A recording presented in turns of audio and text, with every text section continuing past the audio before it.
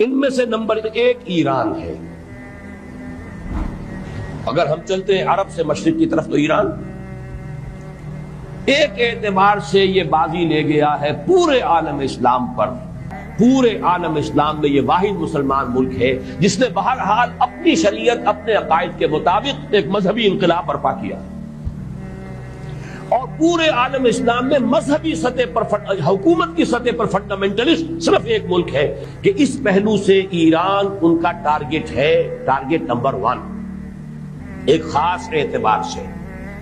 Target number 1 ایک دوسرے اعتبار سے ہم ہیں، وہ میں بعد میں عرض کروں گا.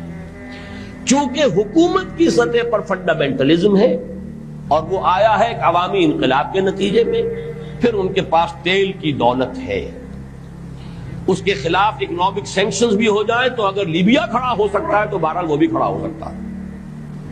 اور نقشہ وہ دنیا کو دکھا چکا ہے کہ لڑا دے ممولے کو شہباز، یہ نقشہ بھی اس نے دکھا دیا.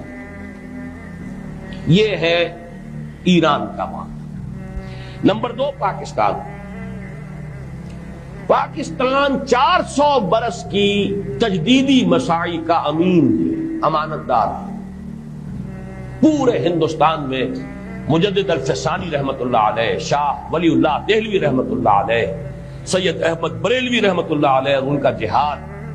پھر اس 20ویں صدی عیسوی میں یا 14ویں صدی ہجری میں علامہ اقبال جیسا مفکر، مولانا مودودی جیسا مصنف، مولانا الیاس جیسا مبلغ، شیخ الہند جیسا مجاہد حریت، پورے عالم اسلام میں ان کا پیرلل کوئی موجود نہیں.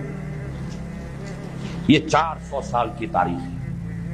اس کی امانت اور اس کے نتیجے میں یہاں کے مڈل کلاس میں فنڈامنٹلزم کا ایک نیوکلیس ہے. اگرچہ حکومت کی سطح پر کوئی پیش رفت نہیں ہو سکی آج تک، بلکہ اب تو پسپائی ہو رہی ہے، اب پیچھے ہٹ رہے ہیں. وہ ہمارے ان سیاسی جو بھی زعماء ہیں، جو جماعتیں ہیں، ان کی غلطی ہے اور الیکشن ہی کو واحد میدان بنا کر اس کے اندر اپنا سارا وقت و توانائیاں اور قوتیں ضائع کر دینا. یہ ہے در حقیقت جس کا کہ یہ صدا مل رہی ہے کہ اس اعتبار سے تو پسپائی کی طرف ہے معاملہ، کسی پیش رفت کی طرف نہیں ہے. لیکن باہر والے تو دیکھتے ہیں نا کہ اندر کیا کچھ مواد موجود ہے. اگر مڈل کلاس میں وہ فنڈامنٹلزم کا بارود موجود ہے تو کسی بھی وقت اس کے اندر جو ہے وہ کوئی دھماکہ ہو سکتا ہے. دوسری بات جو ان کے لیے ایک اعتبار سے ٹارگٹ نمبر 1 ہمیں بنا رہی ہے وہ ہمارا ایٹمک نو ہاؤ. پورے عالم اسلام میں اور کسی کے پاس نہیں. اسلامی بم اگر بنے گا تو یہی بنے گا. یہ ہے مختلف اسباب جس کے بنا پر ایران اور پاکستان کو آپ بریکٹ کر لیجئے. یہ اس نیو ورلڈ آرڈر کا جو ٹارگٹ نمبر 1 ہے، ایک اعتبار سے ایران ہے، ایک اعتبار سے پاکستان.